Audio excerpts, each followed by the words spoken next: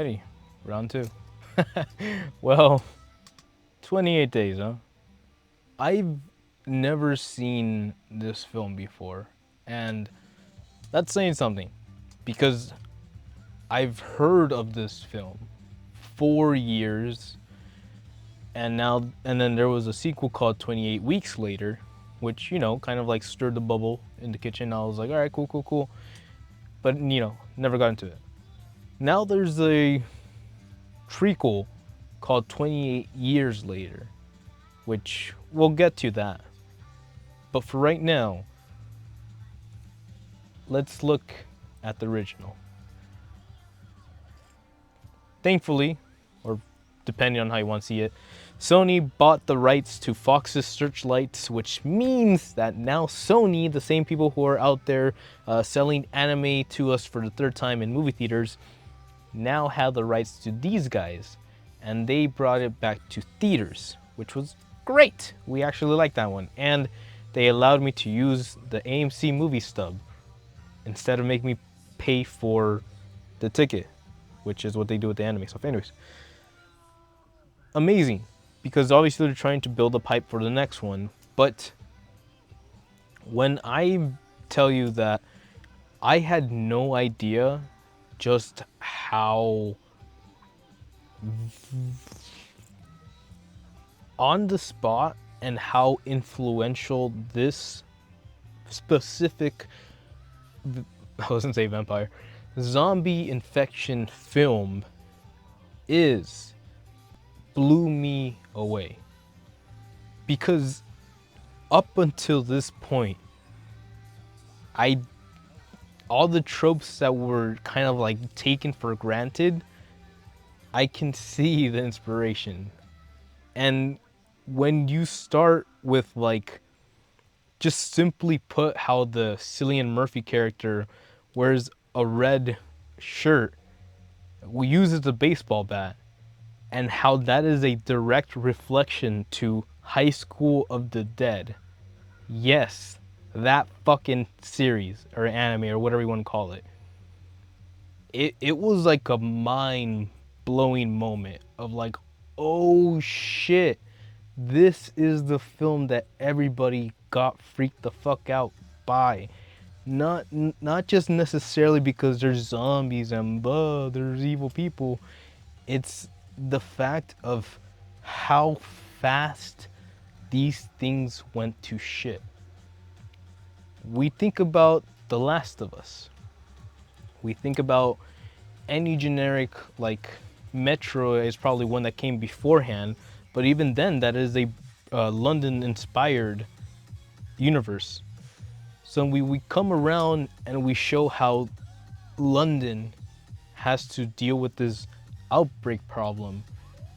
We kind of pick up on how, I don't want to say metal, but like how like rocking the vibe is from the UK in that specific moment in time, which is a very, like, I want to say almost inspirational moment. I do feel like the essence of rock, and I'm just talking out of my ass because I wasn't born in London at this point, but the essence of like rock came from like this dirty ass emotion of like frustration and like maybe disappointment. A little bit of anger, yes, but that's more of like a heavier metal sound. I wouldn't say disappointment. And I'm taking this straight out of like Elton John and shit like that. Just the way those songs and musics came to be inspired from the time of that person's life, and how they had to experience these moments, this time frame in England, and how that kind of angstiness kind of just builds up to this moment.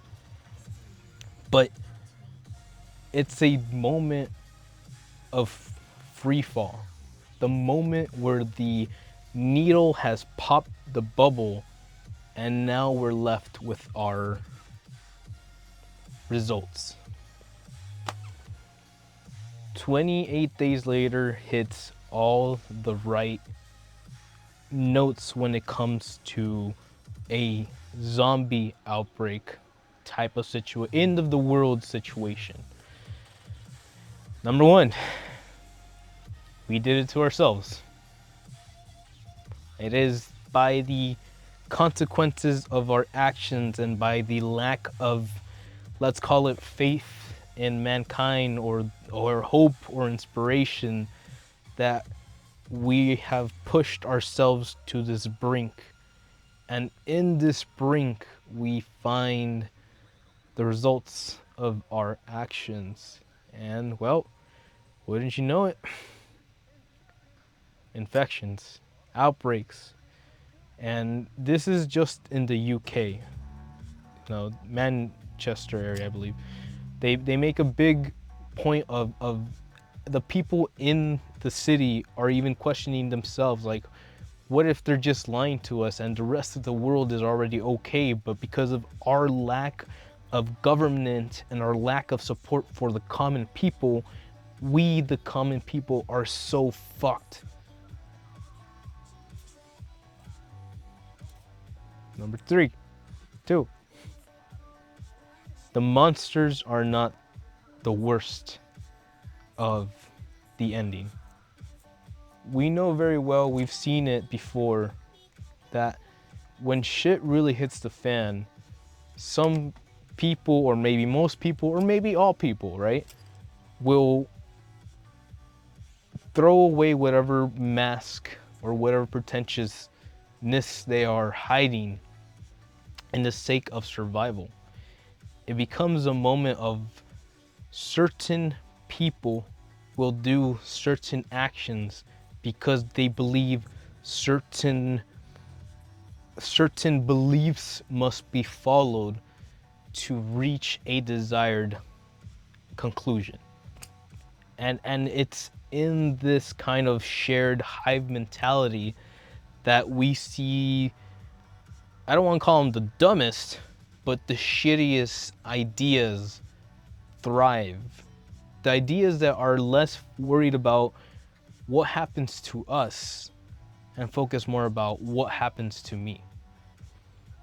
And while I won't say that we don't have those moments or that we don't need those thought processes in our minds, they're essential to survival again. It really has something to say when we lose that sense of responsibility or upright citizenship or even faith in the common man. For good reason. We've seen things hit the fan before. We've been lied to. Shit, half of us have been cheated on. But it's pulling through that despair as I stare into the Danganronpa poster and pulling through and finding those families, those group of people that we've accepted into our own circle because we understand that deep down we are all damaged, broken, hurt, transformed, robotics, Autobots, Decepticons. We all have emotions, and putting our shit aside to maybe not baby each other, but to put our hopes and dreams and our inspirations on something more than just me is what pulls us out of that situation. So yes, High School of the Dead was inspired by 28 Days. Yes, there are serious topics that get discussed that from the beginning I knew it was gonna be a setup. But the fact that, like, it makes sense as to why you would even try to go for it still, even in the midst of this destruction, is a testament to how rough things can be, right? So, it is a classic for a reason. The camera work is so 90s, but again, to its extent, that sort of timepiece really captures the elements of what grunginess and what rocky angst was brewing from that time. after the millennia, when, let's say, America was on the up and up. And hey, well, in just a couple of weeks, we will get the third installment to this film, 28 years later, which we actually got to get a sneak peek of, which is why I'm kind of talking about this now. But very interestingly, as I have mentioned, I do believe the whole humanity kind of topic stemmed from this specifically, showing our darkest ambitions and what that could be represented as in a universe without laws and where power is given to those with, let's call it a fastest finger trigger or disciplined finger trigger or an armory or whatever. We are teleported to a end after world era, right? Like think of straight up The Last of Us. Aaron Taylor Johnson is gonna be hanging out with his son in this wilderness of the zombie apocalypse 28 years later after this chimp outbreak. So what I'm putting together, and again, you don't have to fucking believe it or anything, we're just speculating, is that Sony, PlayStation Sony, is now getting the Last of Us story plot, and we're gonna see how they incorporate that into the 28 years or 28 franchise. And that's, I don't know how to feel about that.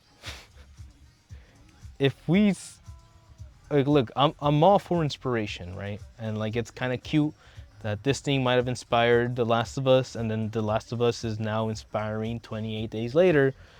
But when you're telling me that the Sony Productions is in charge of this, then isn't it just simple enough to like put the one and one together? And what does that say for movies going forward? If we're at a point that, for the record, I don't know if the sequel hit as hard as the first one, because I don't think I've heard as much as praise for 28 weeks later when as opposed to 28 days later. But where are we at a point where a company, a giant company, decides that, hey man, we need to make something, a product. Why don't we just get that one franchise, that one dead franchise that everyone enjoyed but was good for what it was. Let's drag that from the grave, bring it over to 2025, and then we already have all the production values of The Last of Us Season 1 and 2. Why don't we add Aaron Taylor Johnson, since we already paid for him to be our Craven, which fucking sucked balls, and now we're stuck with him as a contract to make The Last of Us film. And then rebrand that and sell that to the movie fans as the 28 Days Later sequel. Again, don't worry about me. I'm just being me. But if we go into that movie theater and we come out of that movie theater going like, yo man, that was The Last of Us. And I don't know what to say, man. I don't know. Like, Sony is in an interesting place right now. And it's really dumb to talk about it because they literally have everything going for them. Anime, movies, video games, they still have TVs, audio systems, products, right? They're not as focused as selling things to people anymore. Right now they're making their money off of iPhone screens and movie filming products. Yes, but are we really that far gone that we now just have to keep on regurgitating like these products just to make a quick buck? And yes, I do realize that we just talked about Lilo and Stitch literally minutes ago. But yeah, or is there hope? Is there something to look forward to? Tom Cruise. But yes, 28 days later, 28 weeks, which I don't think I'm gonna watch. If I can get inspired to actually, if someone tells me that it's actually a good movie, someone out there, please let me know if it is a decent, good movie. If it is a good, decent movie, then yeah, I'm interested into watching it, and we'll go from there. But 28 years later is gonna pop up soon, and from what it looks like, it just looks like The Last of Us, but with Aaron Taylor Johnson and with a young male son instead of Ellie. So whatever that means, it could be a great story. It could definitely be God of War, Kratos, and Atreus, but in The Last of you know what I mean. It's just so. What are we doing, man? What are we doing? And it can't be that obvious, can it? But we'll have to wait and see. Uh, the Sony PlayStation universe, cinematic universe, is among us, which is another. But it doesn't matter. But hey, I genuinely enjoyed this. The theater was fairly packed for a rescreening of a classic film and in standard definition. It really looked like it was the 4:3 original broadcasting of what this was supposed to be, and that room was fairly packed. So that tells me that there is actual genuine respect and hype for the 28 days later title. It's just, are we seriously gonna take all that goodwill and either shit all over it, or maybe try something creative? Yes, inspired by Sony PlayStation, but creative. And you know what? Isn't that what we can hope for? Creativity, a little bit of love, a little bit of spice, and a little bit of sugar. ¿Por qué no? But hey, that's where we're at. But for now, I think I'm gonna stop him because the lagginess. For now, let's get ready to talk about some Tom Cruise, eh? The the man, the legend, the savior, Tom Cruise. Ja, hit that like. See you in the next one. Matane.